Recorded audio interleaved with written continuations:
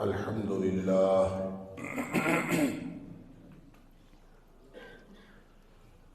لله نحمده ونستعينه ونستغفره. الحمد لله نحمده ونستعينه ونستغفره ونؤمن به ونتوكل عليه ونعوذ بالله من شرور أنفسنا ومن سيئات أعمالنا. من يهده الله فلا مضل له ومن يضلل فلا هادي له. وأشهد أن لا إله إلا الله وحده لا شريك له. وأشهد أن محمدًا عبده ورسوله صلى الله عليه وسلم. أرسله بالحق بشيرا ونذيرا بين يدي الساعة. فمن يطع الله ورسوله فقد رشد واهتدى. ومن يعص الله ورسوله فقد ضل وغوى. فإنه لا يضر إلا نفسه ولا يضر الله شيئا.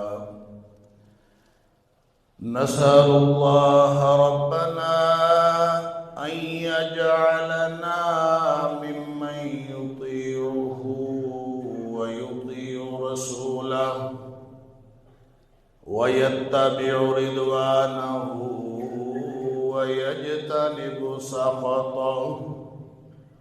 فإنما نحن به وله.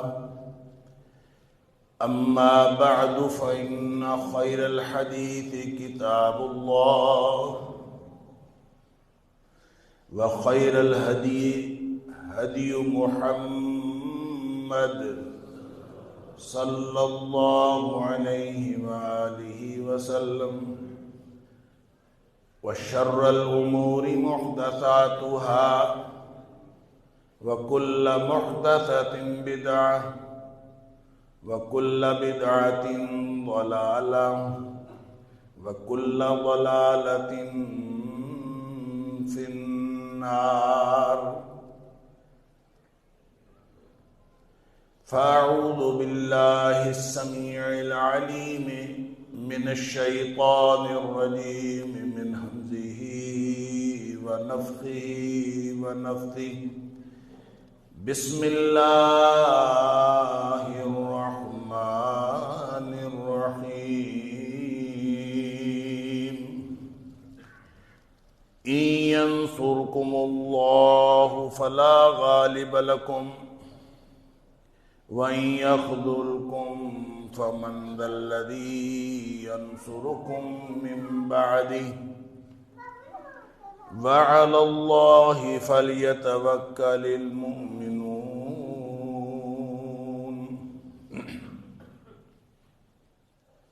اگر اللہ تمہاری مدد کرے تو بھری کائنات میں تمہارے اوپر کوئی غالب نہیں آ سکتا، اور اگر اللہ ہی تمہیں چھوڑ جائے تو پھر کون ہے جو دنیا میں تمہاری مدد کرے؟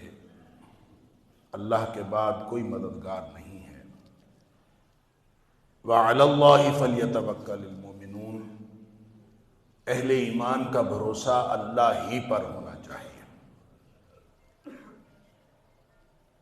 صدق اللہ العظیم۔ اللہ کی مدد کیوں نہیں آتی اور کیا اسباب ہیں کہ مسلمان اللہ کی مدد سے محروم ہیں؟ وہ اللہ کی مدد جو واحد سہارا ہے اہل ایمان کی کامیابی کا۔ یہ بات کئی دفعہ عرض کی جا چکی کہ جو غیر مسلم ہیں وہ افرادی قوت یا وسائل کی بنیاد پر کامیابی حاصل کر سکتے ہیں، لیکن اہل ایمان کے لیے اللہ کریم نے قانون بنا دیا ہے کہ ان کو جب کامیابی حاصل ہوتی ہے تو وہ اللہ کی مدد سے حاصل ہوتی ہے۔ اللہ کی مدد اگر ساتھ نہ ہو تو ساری دنیا کے سہارے مدد کر رہے ہوں تو ان سہاروں کی مدد سے کبھی اہل ایمان کو کامیابی نہیں حاصل ہو سکتی جب تک اللہ کی مدد نہ ہو۔ اور اللہ کی مدد کیوں ساتھ چھوڑ جاتی ہے اور کیا شرائط ہیں اللہ کی مدد کی، اس کے بارے میں گزشتہ چند جمعات سے گفتگو کا سلسلہ چل رہا ہے اللہ کی توفیق سے۔ گزشتہ جمعے میں ارادہ تھا مضمون کو مکمل کرنے کا کہ چند مثالیں آپ کے سامنے رکھ دی جائیں اللہ کی مدد کی، کس طرح اللہ کی مدد آئی اور پھر مسلمان کامیاب ہو گئے، اور اس کے بعد مضمون کو مکمل کر لیا جائے۔ لیکن وقت کی کمی کے باعث گزشتہ جمعے میں یہ مضمون مکمل نہ ہو سکا۔ آج چند باتیں عرض کر کے کوشش کروں گا انشاءاللہ کہ یہ مضمون مکمل ہو جائے۔ گزشتہ جمعے کے اختتام پر جو بات میں عرض کر رہا تھا وہ یہ تھی کہ جب مسلمان انفرادی طور پر یا اجتماعی طور پر کسی بھی حوالے سے اپنا وزن غیر مسلموں کے یا ظالموں کے پلڑے میں ڈالتے ہیں، وہ ظالم مسلمان بھی ہو سکتے ہیں، وہ ظالم غیر مسلم بھی ہو سکتے ہیں، جب مسلمان انفرادی طور پر یا اجتماعی طور پر اپنا وزن ظالم کے پلڑے میں ڈال دیتے ہیں تو اللہ کی مدد نہیں آتی۔ یہ اللہ کی مدد کی رکاوٹ ہے بہت بڑی، اور اللہ تعالیٰ نے قرآن میں فرمایا وَلَا تَرْكَنُوا إِلَى الَّذِينَ ظَلَمُوا، دیکھو کبھی بھی ظالموں کی طرف مائل نہ ہونا۔ وہ ظالم چاہے آپ کا اپنا ہو، ظالم چاہے آپ کا غیر ہو، وہ انفرادی طور پر انفرادی سطح پر کوئی ظالم ہو یا اجتماعی طور پر کوئی ملک ظالم ہو، اس ظالم کے پلڑے میں کبھی اپنا وزن نہیں ڈالنا، اس کی طرف مائل نہیں ہونا۔ وَلَا تَرْكَنُوا إِلَى الَّذِينَ ظَلَمُوا، ظالموں کی طرف کبھی مائل نہیں ہونا، اس لیے کہ جب تم ظالموں کی طرف مائل ہو گئے تو کیا ہوگا؟ فَتَمَسَّكُمُ النَّارُ، پھر تمہیں آگ لگ جائے گی، تمہیں آگ لگ جائے گی۔ اب یہ جو آگ ہے یہ دونوں اعتبار سے ہے۔ اخروی طور پر ایسے لوگ جو ظالموں کی طرف اپنا پلڑے میں وزن ڈالتے ہیں، ظالموں کے پلڑے میں اپنا وزن ڈالتے ہیں، وہ اخروی طور پر نار جہنم کے مستحق ہوتے ہیں۔ ایک تو اس کا معنی یہ ہے فتمسکم النار، اور دوسرا معنی یہ ہے کہ دنیا میں بھی ان کے جو حالات ہوتے ہیں وہ کبھی صحیح سلامت نہیں رہتے، وہ ایسے ہی ہوتے ہیں جیسے آگ لگ گئی۔ وہ آگ کسی بھی طرح کی لگ سکتی ہے، وہ آگ فرقہ واریت کی آگ بھی ہو سکتی ہے، وہ آگ مہنگائی کی آگ بھی ہو سکتی ہے، وہ آگ مسائل کی آگ بھی ہو سکتی ہے، وہ آگ مغلوبیت کی آگ بھی ہو سکتی ہے، کسی بھی طرح کی آگ لگ جائے گی۔ فتمسکم النار، اللہ قرآن میں فرماتا ہے کہ تمہیں آگ لگ جائے گی، یہ دنیاوی آگ بھی ہے اور یہ اخروی آگ بھی ہے۔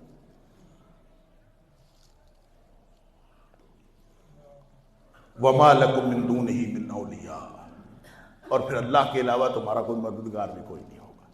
اللہ، ظاہر ہے اللہ کے علاوہ کوئی مددگار ہو بھی نہیں سکتا۔ جب اللہ ہی مدد چھوڑ جائے تو پیچھے رہ کون گیا ہے؟ اللہ نے ہی مدد کرنی تھی مسلمانوں کی، اور یہ بات کبھی ذہن سے محو نہیں ہونے دینی کہ اہل ایمان کی مدد کرنا اللہ نے اپنے ذمے رکھا ہے۔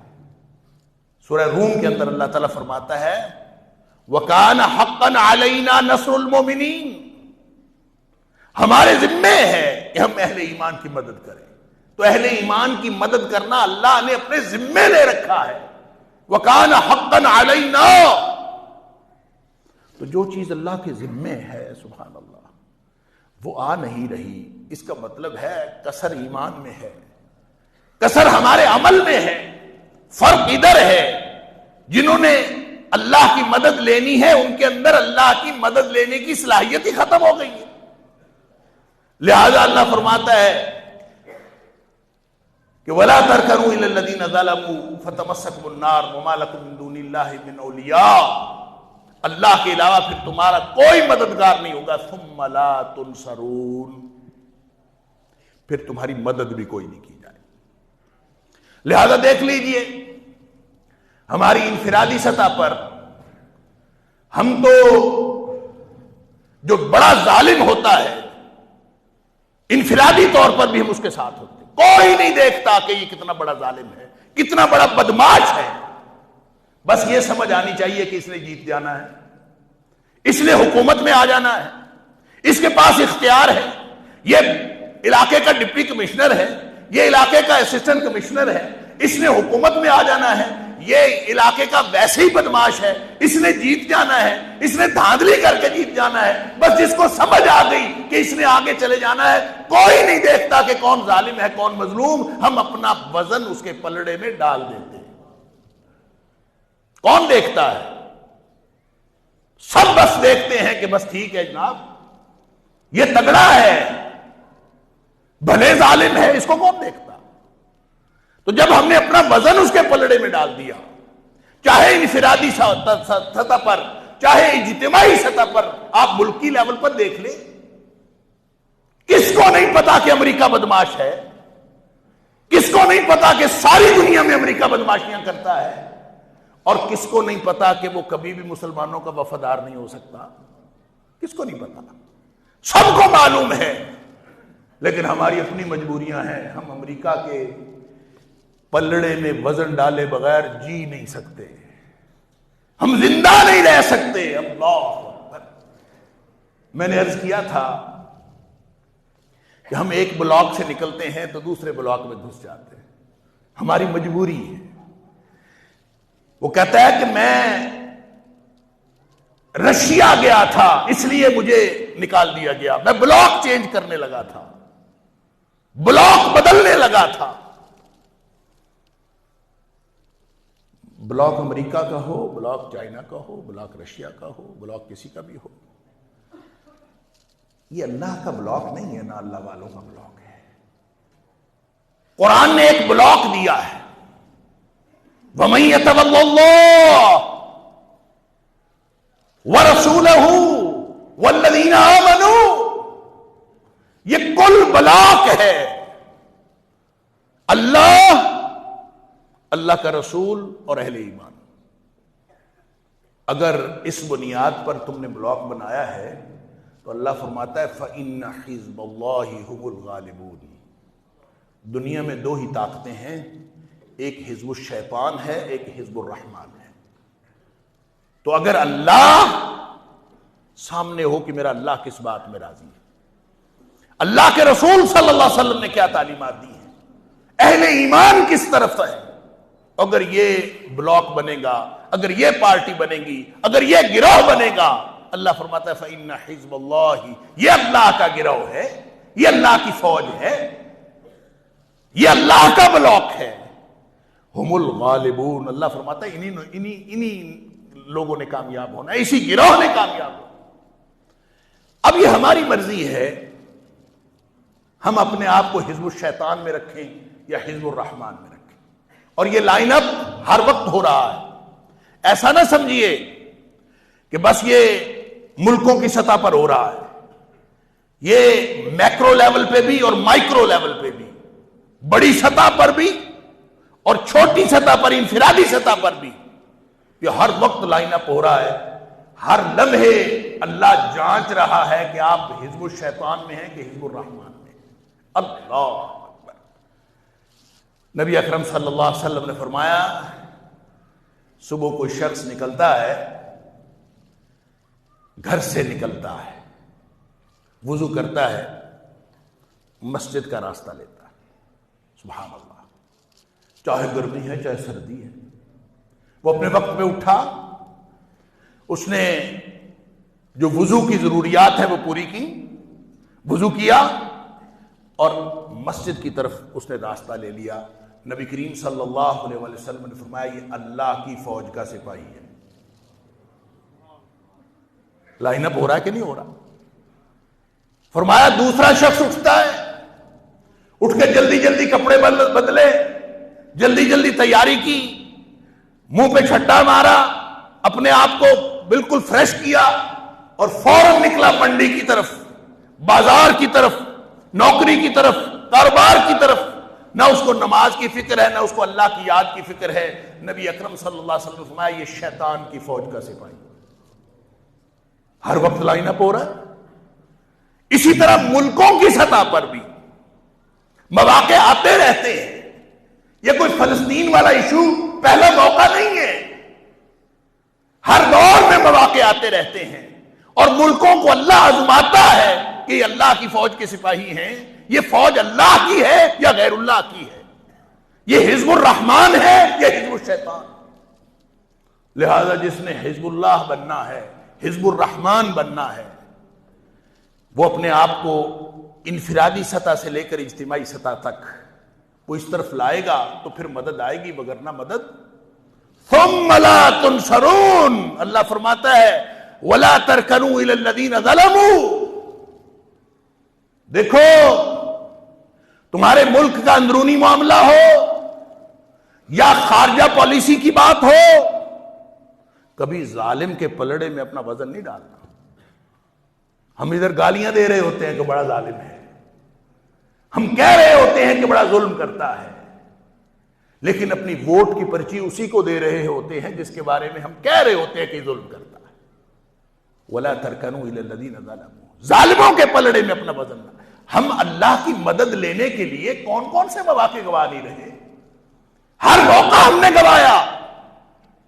تو یہ موقع کسی ایک وقت نہیں آتا، یہ ہمیشہ مواقع آتے رہتے ہیں کہ آپ کا وزن کس پلڑے میں ہے۔ آپ اگر ظالم کی مدد نہیں کرتے، کسی بھی معاملے میں ظالم کی مدد نہیں کرتے، آپ کا وزن تھوڑا ہے، آپ کا وزن زیادہ ہے، آپ کے وزن سے ظالم کو فرق پڑتا ہے چاہے نہیں پڑتا، آپ کو فرق پڑتا ہے۔ ہو سکتا ہے پاکستان امریکہ کی مدد نہ کرے، امریکہ کو کوئی فرق نہ پڑے، ہو سکتا ہے، لیکن پاکستان جب اس کی مدد کرتا ہے یا اپنا وزن اس کے پلڑے میں ڈالتا ہے تو اللہ کی مدد پاکستان کے ساتھ سے اٹھ جاتی ہے، ہمیں فرق پڑتا ہے۔ یہی حال سارے 57 عرب ممالک، 57 مسلم ممالک کا ہے۔ جب ہم اپنا وزن کسی ظالم کے پلڑے میں ڈالتے ہیں تو اللہ کی مدد ہمارا ساتھ چھوڑ جاتی ہے۔ وَمَا لَكُم مِّن دُونِهِ مِنْ أَوْلِيَاءَ ثُمَّ لَا تُنصَرُونَ، اس کے علاوہ تو تمہارا کوئی ولی اور کارساز اور دوست ہو نہیں سکتا۔ ثُمَّ لَا تُنصَرُونَ، پھر تمہاری مدد بھی نہیں ہو سکتی۔ اللہ اکبر۔ پھر ایک طرف تو ظالم کے پلڑے میں وزن ڈالنا ہے، دوسری طرف ہماری انفرادی سطح پر اور اجتماعی سطح پر ایک اور پالیسی ہے جو اللہ تعالیٰ کی مدد کو روکے ہوئے ہے۔ اللہ اکبر۔ نبی اکرم صلی اللہ علیہ وسلم نے فرمایا کہ جب تک کوئی شخص، ظاہر ہے واللہ فی عون العبد، نبی پاک صلی اللہ علیہ وسلم نے فرمایا اللہ تعالیٰ بندے کی مدد کرتا ہی رہتا ہے، کرتا ہی رہتا ہے، کرتا ہی رہتا ہے۔ اللہ واللہ فی عون العبد، اللہ بندے کی مدد کرتا ہی رہتا ہے۔ ما کان العبد فی حاجت اخیہ فی عون اخیہ، جب تک بندہ اپنے بھائی کی مدد کرتا رہتا ہے اس وقت تک اللہ اس کی مدد کرتا رہتا ہے۔ قانون بن گیا، نبی پاک صلی اللہ علیہ وسلم نے قانون بتا دیا کہ جب تک مسلمان بھائیوں کی مدد جاری رہے گی اللہ کی مدد تمہارے اوپر جاری رہے گی، اور جب آپ نے اپنے مسلمان بھائیوں کی مدد ترک کر دی اس وقت اللہ کی مدد بھی تمہارا ساتھ چھوڑ گئی.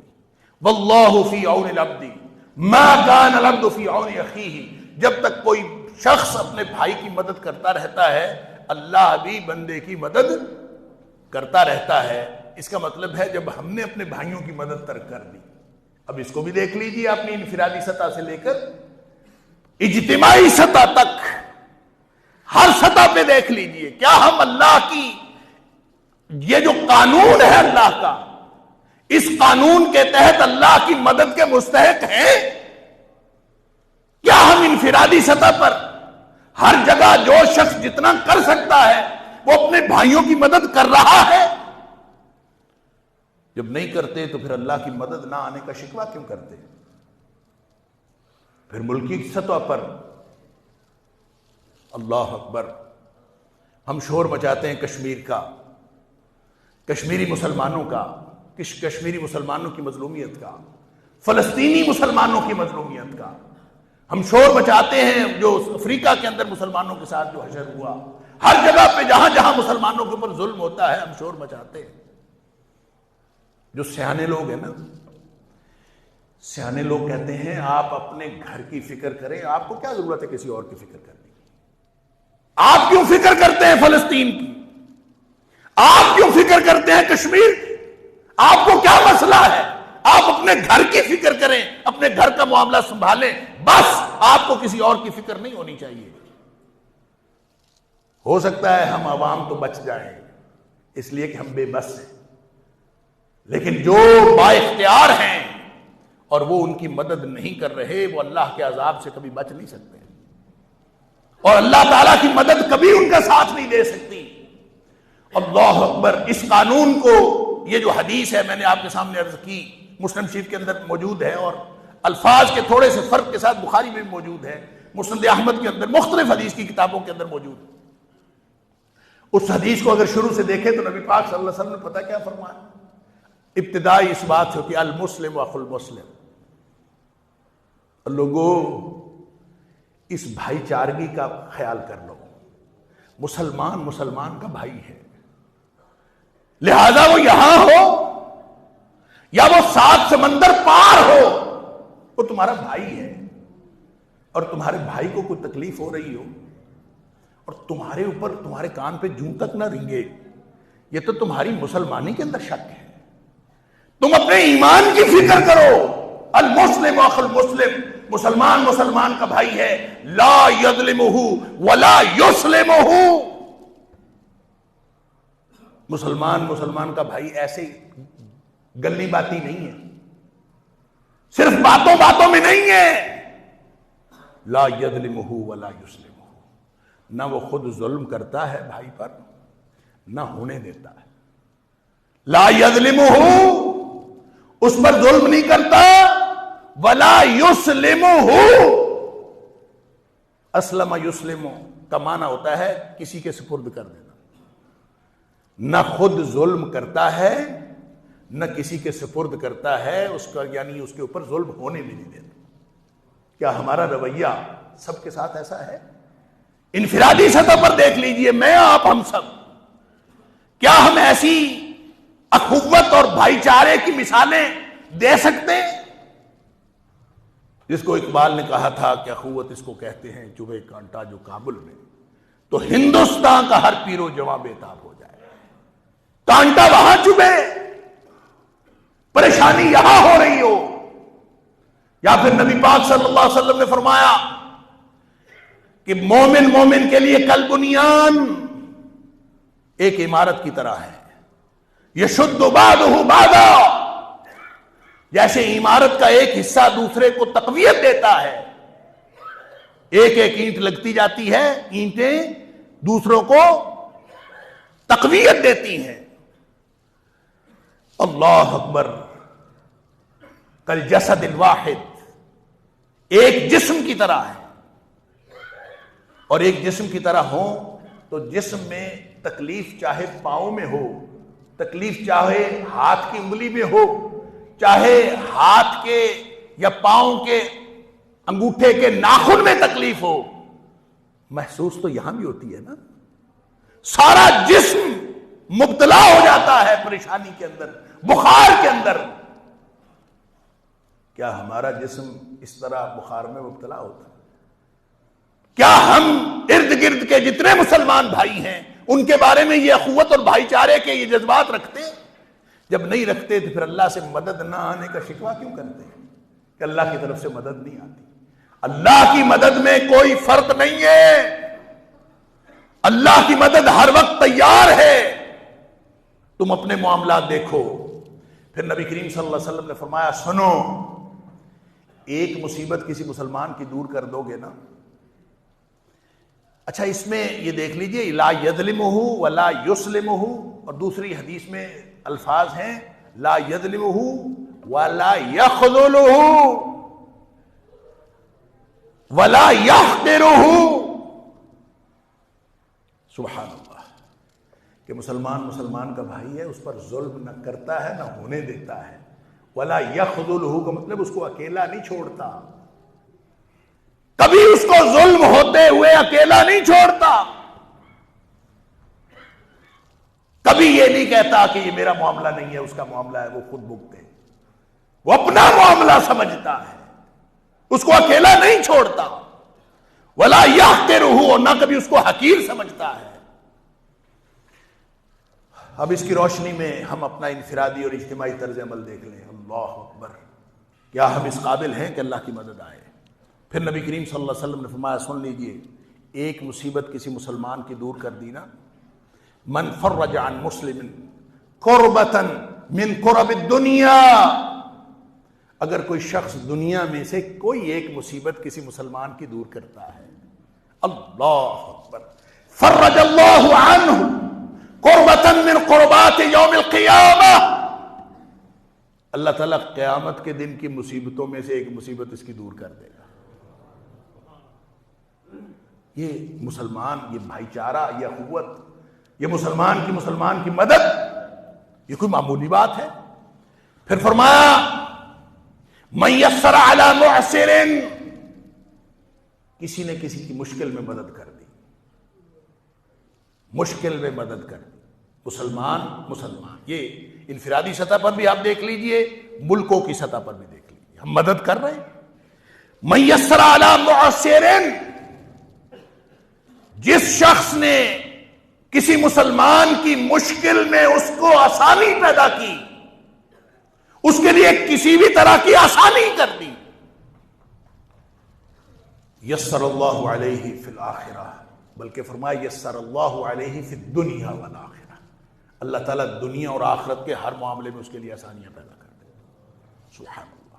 من ستر مسلما، جس نے مسلمان کی پردہ پوشی کی، اللہ اکبر، راز ہاتھ میں آ جائے اور پھر مسلمان خاموش رہے، یہ تو ہوتا ہی نہیں ہے نا، راز ہاتھ میں آ جائے تو ہم جب تک اس کا ڈنڈورا نہ پیٹ لیں، اس کو ذلیل و رسوا نہ کر لیں پورے سوشل میڈیا کے اوپر اور پوری دنیا کے سامنے نہ کر دیں، اس وقت تک تو ہمیں چین نہیں آتا۔ نبی پاک صلی اللہ علیہ وسلم فرماتے ہیں، یہ ایک ہی حدیث عرض کر رہا ہوں، من ستر مسلما، جس نے کسی ایک مسلمان کی پردہ پوشی کی، ستر اللہ علیہ فی الدنیا والآخرہ، اللہ تعالیٰ دنیا اور آخرت میں اس کی پردہ پوشی کرتا۔ سبحان اللہ، اللہ تعالیٰ ہر ایک کے عیب ہوتے، اللہ تعالیٰ اس کے عیب چھپاتا ہے، سبحان اللہ۔ پھر جا کے نبی کریم صلی اللہ علیہ وسلم فرمایا آخر پہ قانون کی بات، کلیے قاعدے کی بات، پھر آخر پہ فرمائی ہے واللہ فی عون العبد، اللہ اپنے بندے کی ہمیشہ مدد ہی کرتا ہے، مدد ہی کرتا ہے، مدد ہی کرتا ہے۔ لیکن قانون کیا ہے؟ ما کان العبد فی عون اخیہ، جب تک مسلمان اپنے بھائی کی مدد کر رہا ہے اس وقت تک اللہ تعالیٰ اس کی مدد کرتا ہے۔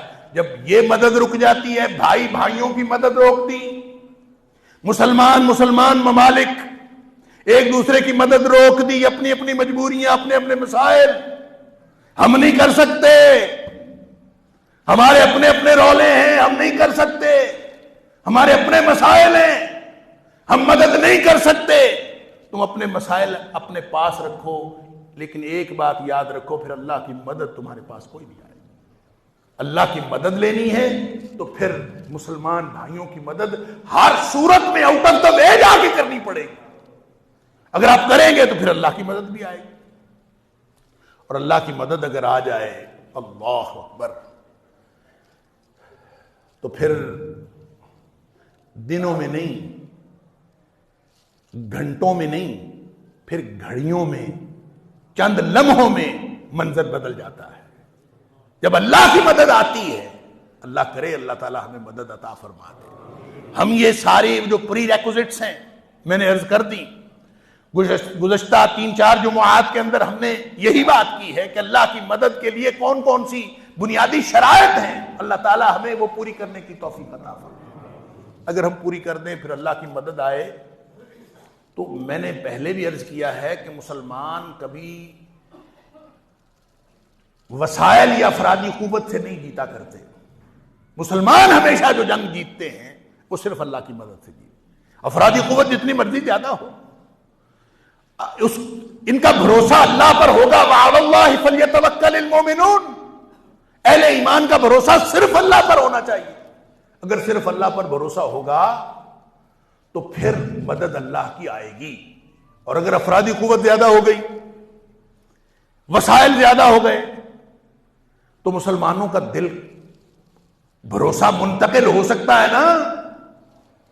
اس لیے وہ جو اقبال نے کہا تھا، کافر ہے تو شمشیر پہ کرتا ہے بھروسہ، مومن ہے تو بے تیغ بھی لڑتا ہے سپاہی. اگر مومن ہے تو پھر اس بات کا کوئی فرق نہیں پڑتا کہ اس کے پاس ایٹم بم ہے کہ نہیں ہے تو چلائے گا. اگر اس کے پاس طاقت ہے تو اس کا مظاہرہ کرے گا.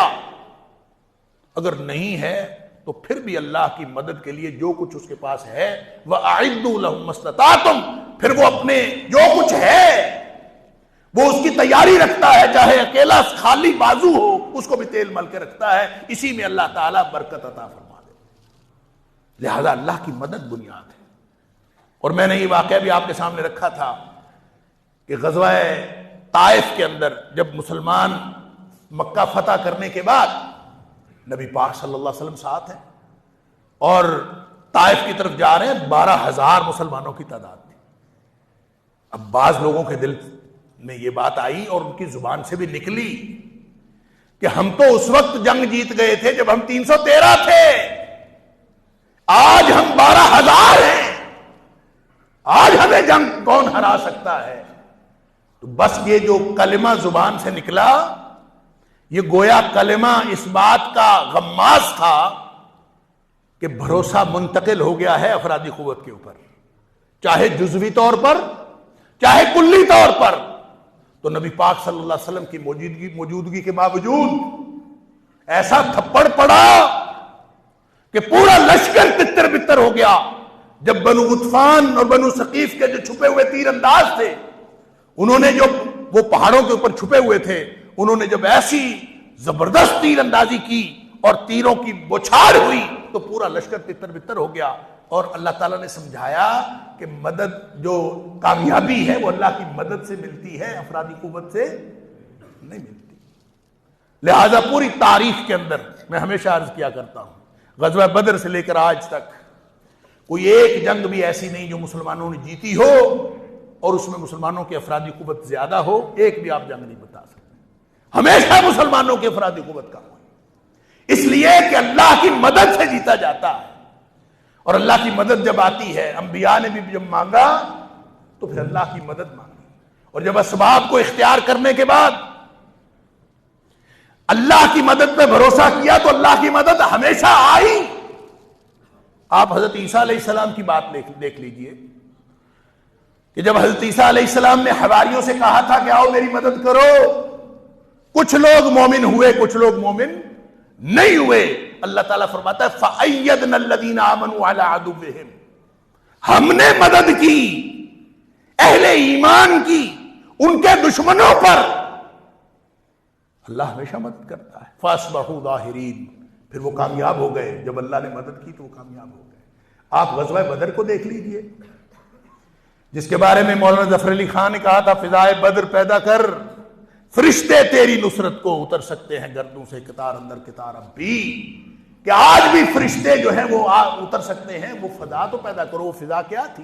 اللہ اکبر. وہ 313 ڈٹ گئے تھے, ساتھ اللہ سے دعائیں کر رہے تھے.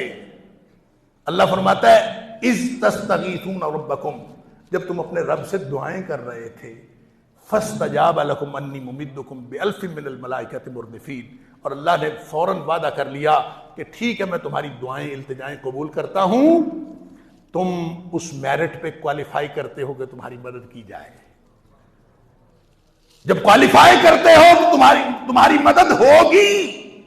کیسے مدد ہوگی؟ ابتدائی طور پر حکم آیا 1000 فرشتہ ہم نازل کر دیں گے, وہ پے در پے اتریں گے, آ کے تمہاری مدد کریں. اللہ اکبر. پھر سورہ آل عمران کے اندر فرمایا 3000, پھر فرمایا 5000. اللہ اکبر. اللہ کی طرف سے یہ فرشتے نازل ہوئے. ابن عباس رضی اللہ تعالیٰ عنہ فرماتے ہیں کہ ایک انصاری صحابی, اس کے گھوڑے کا نام حیزوم, وہ کہتا ہے میں جا رہا ہوں جنگ کے اندر, آواز آ رہی ہے حیزوم بھاگو, حیزوم بھاگو. کہتا ہے میں ادھر ادھر دیکھتا ہوں پتہ نہیں کون آواز دے رہا ہے. تو بس ایک دم میں نے دیکھا کہ میرے آگے جو مشرک تھا اس کو اچانک اس کے اوپر وار ہوا ہے اور وہ گر گیا ہے. میں نے وار نہیں کیا, نہ میں نے کسی کو وار کرتے ہوئے دیکھا ہے. اللہ اکبر. نبی اکرم صلی اللہ علیہ وسلم کے پاس واقعہ بیان کیا. نبی پاک صلی اللہ علیہ وسلم نے فرمایا وہی تو فرشتوں نے آ کے جنگ لڑی ہے, فرشتوں نے آ کے جنگ لڑی. پھر حدیث میں آتا ہے نبی پاک صلی اللہ علیہ وسلم نے فرمایا ھذا جبریل, میں نے جبریل کو دیکھا ہے, آخذ بواس فرسہ, کہ جبریل نے اپنے گھوڑے کا سر پکڑا ہوا ہے, قابو کیا ہوا ہے, علیہ ادات الحرب, اور پورا اس نے جبریل نے جنگ کا لباس پہنا ہوا ہے, پورے ٹولز ویپنز اپنے ساتھ رکھے ہوئے ہیں, اور جبریل بھی جنگ لڑ رہا ہے, باقی فرشتے بھی جنگ لڑ رہے ہیں. یہ اللہ تعالیٰ کی مدد آئے تو پھر 313 1000 پر بھاری ہو جایا کرتے. مدد نہ آئے تو پھر 1.5 ارب بھی خس و خاشاک کی طرح. میں نے حضرت ثوبان رضی اللہ تعالیٰ عنہ والی روایت آپ کے سامنے پچھلے جمعے میں پیش کی تھی کہ تمہاری قلت نہیں ہوگی, کثرت کے باوجود قومیں تمہارے اوپر ٹوٹ پڑیں گی. اللہ اکبر. جس طرح بھوکے کھانے کے اوپر ٹوٹ پڑتے ہیں. اللہ کے رسول صلی اللہ علیہ وسلم تھوڑے ہوں گے, ہمارے تھوڑے نہیں ہوں گے. وَلَٰكِنَّكُمْ يَوْمَئِذٍ كَثِيرٌ, تم تو بہت زیادہ ہوگے. آج مدد اللہ کی نہیں آ رہی, اس کا مطلب ہے ہم وہ کوالیفائی نہیں کر رہے, ہمارے اندر وہ بنیادی صلاحیتیں نہیں ہیں جس کی وجہ سے اللہ کی مدد آتی ہے. اور پھر غزوہ احزاب کو دیکھ لیجئے, جس کے بارے میں نبی کریم صلی اللہ علیہ وسلم نے, جس قرآن کہتا ہے اللہ اکبر, اتنی خوفناک آیت شاید کوئی نہ ہو جو قرآن نے منظر کشی کی غزوہ احزاب والوں کی, کہ غزوہ احزاب میں کیا ہوا. اللہ اکبر. جب تمہارے اوپر آئے, اذ جاؤکم من فوقکم ومن اسفل منکم, تمہارے اوپر سے بھی لشکر آئے, تمہارے نیچے سے بھی آئے, ہر طرف سے لشکر آئے. وَإِذْ زَاغَتِ الْأَبْصَارُ وَبَلَغَتِ الْقُلُوبُ الْحَنَاجِرَ وَتَظُنُّونَ بِاللَّهِ الظُّنُونَ. حالات یہ ہو گئے تھے کہ آنکھیں پتھرا گئی تھی اور کلیجے منہ کو آنے لگے تھے, اور تم اللہ کے بارے میں مختلف گمان کرنے لگے تھے کہ اللہ کی مدد کتنی تھی. اللہ قرآن کہتا ہے هُنَالِكَ ابْتُلِيَ الْمُؤْمِنُونَ وَزُلْزِلُوا زِلْزَالًا شَدِيدًا. وہ تھی اصل آزمائش, اصل امتحان تو وہ تھا مسلمانوں کا. وَزُلْزِلُوا زِلْزَالًا شَدِيدًا, انتہا درجے کے ہلا کے رکھ دیے گئے. لیکن وہاں بھی اللہ کی مدد آئی. اللہ تعالیٰ فرماتا ہے یا ایھا الذین آمنوا اذکروا نعمت اللہ علیکم, اللہ کے انعام کو یاد کرو, اللہ کی نعمت کو یاد کرو جو تمہارے اوپر اس وقت آئی. اذ جاءتکم جنود, جب تمہارے پاس لشکر سارے اکٹھے ہو کے آئے تو ہم نے مدد کیسے کی. فارسلنا علیہم ریحا, ہم نے ان کے اوپر ہوا آندھی بھیج دی. اللہ اکبر. جس نے ان کے سارے خیمے اڑا دیے, ہر چیز اڑا دی. اور فرمایا وَجُنُودًا لَمْ تَرَوْهَا, تم تو کہتے ہو نا کہ فرشتے صرف بدر میں اترے تھے, اللہ فرماتا ہے احزاب میں بھی ہم نے ایسے لشکر اتارے تھے جن کو تم دیکھ نہیں سکتے. تو اللہ تعالیٰ کی مدد نازل ہوتی ہے، اور ہر اس شخص کے ساتھ انفرادی معاملہ ہو یا اجتماعی معاملہ ہو. آپ نے حضرت موسیٰ علیہ السلام کا واقعہ، جب پیچھے فرعون تھا اور سامنے سمندر تھا اور بنی اسرائیلیوں کو یقین تھا ان کے موت کے علاوہ کچھ نہیں ہے، وقت کی سپر پاور پیچھے، انا لمدرکون، ہم تو پکڑے گئے، کوئی بچاؤ کی صورت ہی کوئی نہیں. تو حضرت موسیٰ علیہ السلام نے کیا کہا تھا؟ ان معی ربی سیہدین، میرا رب میرے ساتھ ہے، وہ عنقریب کوئی نہ کوئی راستہ نکالے گا. اور پھر آسمان دنیا نے دیکھا راستہ نکلا.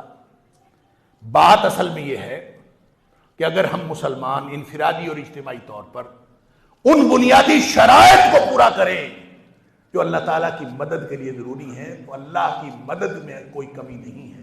اور اگر اللہ کی مدد آ جائے تو اللہ نے وعدہ کیا ہے ان ینصرکم اللہ فلا غالب لکم، اگر اللہ تمہاری مدد کر رہا ہو تو تمہارے اوپر کوئی غالب نہیں آ سکتا. وَإِن يَخْذُلْكُمْ، جب اللہ ہی چھوڑ جائے تو ساری دنیا کی تدبیریں کر لو. فَمَنْ ذَا الَّذِي يَنْصُرُكُم مِّن بَعْدِهِ، دنیا کائنات میں تمہاری مدد کرنے والا کوئی نہیں ہے. وَعَلَى اللَّهِ فَلْيَتَوَكَّلِ الْمُؤْمِنُونَ، اہل ایمان کو اپنا بھروسہ صرف اللہ پر کرنا چاہیے. اللہ تعالی ہمیں ایسا بھروسہ، ایسا طرز عمل، ایسا دین کا فہم، ایسا دین پر عمل نصیب فرمائے، سچا امتی بنائے، دنیا بھی ہماری اچھی کرے، آخرت بھی ہماری اچھی کرے. وآخر دعوانا الحمدللہ.